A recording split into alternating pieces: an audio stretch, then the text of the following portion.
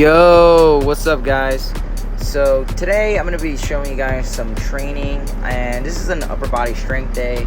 Of course I like showing you guys like one of the heavier days of the week, but anyway, it's a great fucking solid training here. And there's also, I'm going to explain some really good points for you guys, such as, with the whole thing with coronavirus and how the gyms closed down. I've just learned how to basically use minimal equipment. Well, this I will say, like, my gym's actually pretty good on the equipment. I have everything I pretty much need, but I've actually am learning how to use a variety of exercises.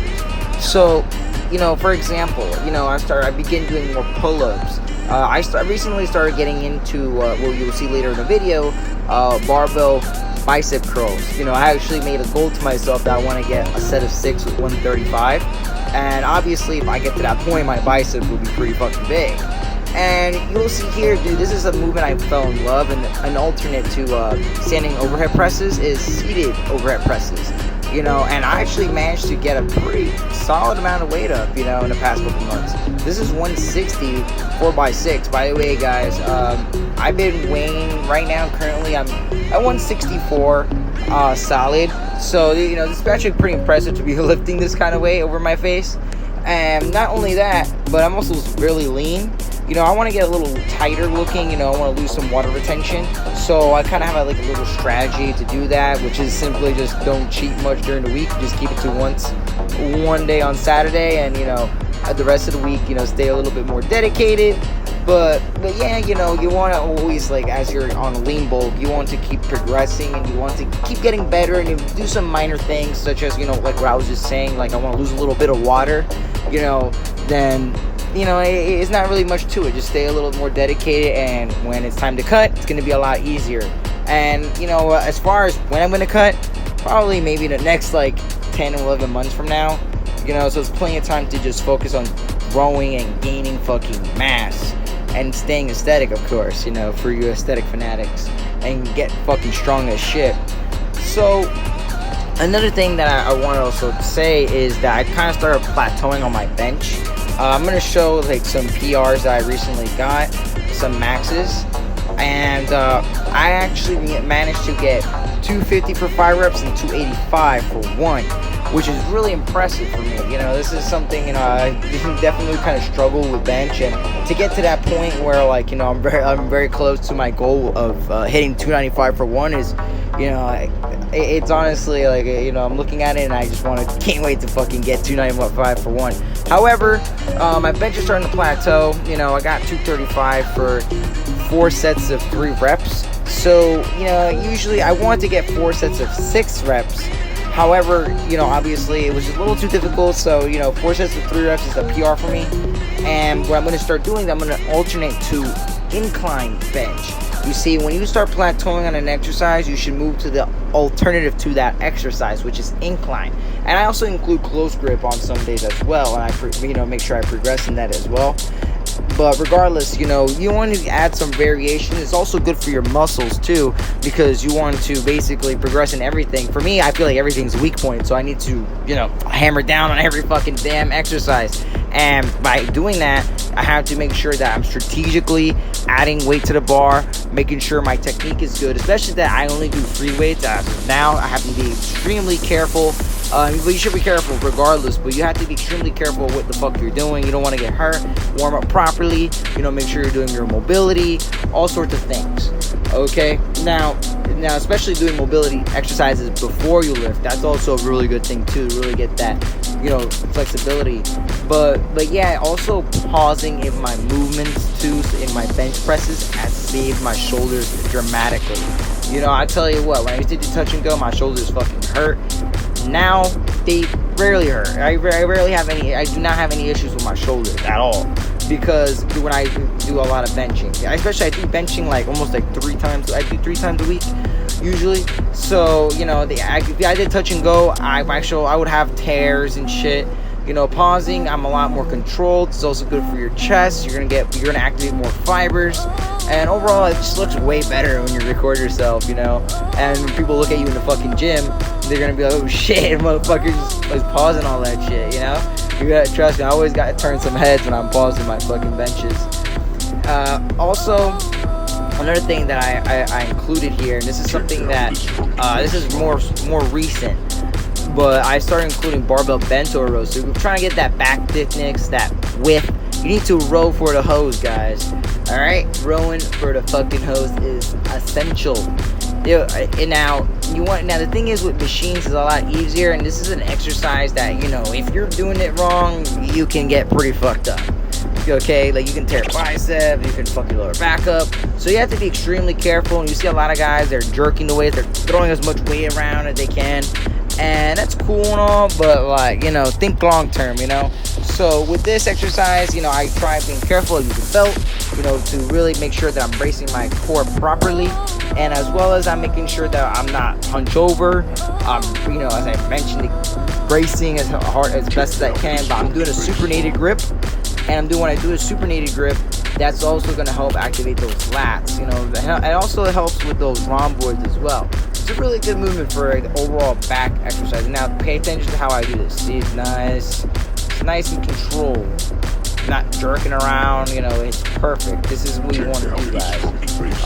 Also, probably sometimes you know, parts of the training block, I'm also going to include maybe where I pause at the top, you know, just to really get that squeeze. But obviously, I'm going to have to lower the weight. You know, this is not an exercise where I'm trying to get like a 5 rep max, I'll tell you that, because I'm not really trying to fucking hurt myself. So, you know, I'd rather just like stay in the safe side and just use this just for volume. All right. But yeah, you know, this whole thing, if I feel like, you know, with myself, you know, having my own little spot to train is really convenient, especially that I'm a truck driver. I drive on the road. You know, I don't go far or anything, but, you know, sometimes the schedule gets a little hectic, and, you know, I only have so much to train. I don't really have time to go traveling anywhere or whatever. So having the spot to train at is essential for me, you know, and I could do everything I need. Everything, you know. Luckily, when I go to work and when I'm waiting to get loaded, I can work out, so it's not that bad. You know, I could always, sometimes I get like 2 training sessions in a day, or 1, you know what I mean, or 1, but either way, I'm always training. You know, like low-key, one of my next things I'm gonna do is I'm probably gonna buy like another set of power block dumbbells and just keep them in the truck, just so I always have weights with me, you know. Like maybe once to just go up to like 25 pounds, nothing really like too crazy, you know. But anyway, so regardless, this is also where I was talking about, like, you know, adding like barbell curls to my sessions. Now you see this, I usually stuck with dumbbells for years, but, you know, I just fell in love with just barbell. You know, it's just the overall pump and overall like me progressing in it. As I said, I made a goal that I want to get 135. You know, it's extremely good, and you see I'm not fucking jerking my body around. Like, I've seen guys that fucking doing like a whole fucking like 360, like fucking 180, like doing some bullshit trying to get that weight up. Nah, you know, I'm forward focused on the pump, trying to get that form, make sure that form is A1, nice and slow on the way down. And yeah, you know, this is a fucking amazing exercise. I highly recommend you guys fucking try this shit like that. And it's also amazing to fucking curl on the squat rack, and no one's gonna say shit. Alright, nothing ever beats that, you know. And also having like a fucking, you know, have like a set going, you know, makes me feel like I'm at a little fucking rave or some shit as I'm lifting. But yeah, you know, the best thing also, and like I believe I mentioned it, but like being strategic in your training is essential. So I go on my phone and I go on notes and I log in all my lifts. Okay, I used to just log in just the squat, bench, deadlift, and overhead press. Now I'm logging in the barbell curls, bent over rows, weighted chin-ups, and stuff like that. And I've noticed definitely a big difference. So that's a lot easier to be organized, and also, you know, it's great for muscle building. You know, you have an idea of what the fuck you need to do, you need to work on, you need to improve.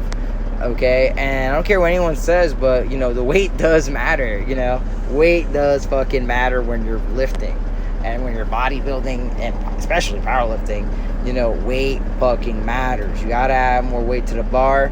Okay, but keeping it reasonable. You want to keep it in a way that's not gonna hurt yourself, and also you want to keep it in a way that it's efficient. So that's what I'm saying. And the way my program works is obviously every 6 weeks I deload. But the rest of the weeks are usually like oriented towards an upper lower body split. Maybe on sometimes if for whatever reason, maybe I missed a training day, you know, I'll have like a one full body day at the end of the week. But for the most part, I like to just, you know, keep an upper and lower body split, and it definitely helps me out a lot dramatically. Okay, and the biggest thing I need to work on is those fucking traps of mine, man. They're like non-existent. I'm not gonna get fucking dwarfed again, I'll tell you that, on fucking stage. You know, I'm making sure I'm bringing the best package that I can. You know, like make sure it's better than the one last time. Pack on a much size, strength, while keeping the condition hoe ready, of course. You know, gotta make sure you're ready for the paparazzi anytime. But yeah, you know, with the nutrition, also going back on that, like I said, like, you know, one thing, when you're on a lean bulk or anything, obviously you want to make sure you're eating enough. And sometimes you'll see sometimes that you might gain a little weight too rapidly. Maybe you're having a little bit too much cheats. Simply scale the calories back. You know, scale the calories back. You want to keep it as lean as possible without, maybe you don't need to be shredded crazy, but you don't want to stay lean. All right. But yo, enjoy the video. Enjoy my boy dancing. Hopefully you guys thought this was informative. Peace.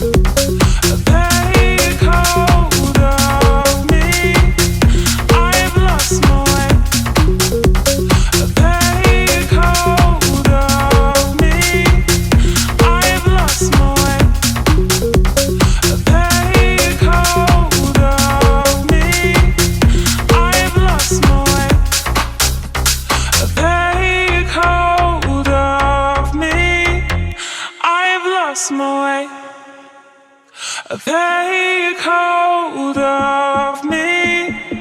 I've lost my way.